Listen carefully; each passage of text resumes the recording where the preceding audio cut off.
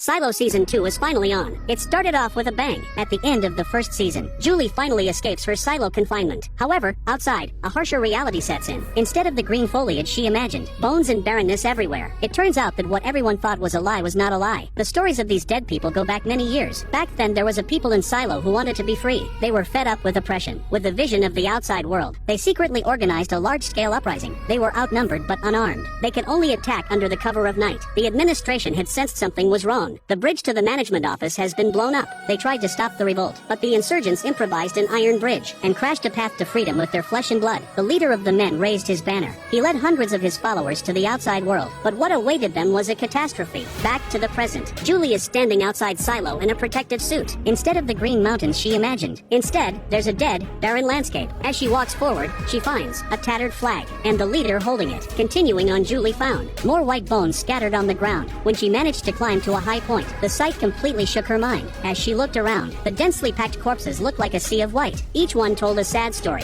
The familiar camera still stands there, as if they were witnesses to the tragedy. The camera slowly pulls away as Julie walks, to reveal a wider world of tragedy. Julie doesn't know what these people have been through, but we all know. These are the people who escaped Silo. They were killed not far from the exit, even as their bodies piled up, so that the hole could no longer be fully closed. Julie jumped carefully through the opening, but she fell to the ground. And what's even more horrifying, the remains were all underneath her. This horrible sight made Julie's breath catch in her throat, but she realized she had no choice. The world outside is clearly not a place to live, and there was no going back to Silo behind her. She could only find hope in this strange Silo.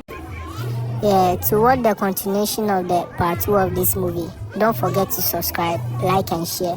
Anytime we post our new videos or movie series, you will be the first person to see and watch as well.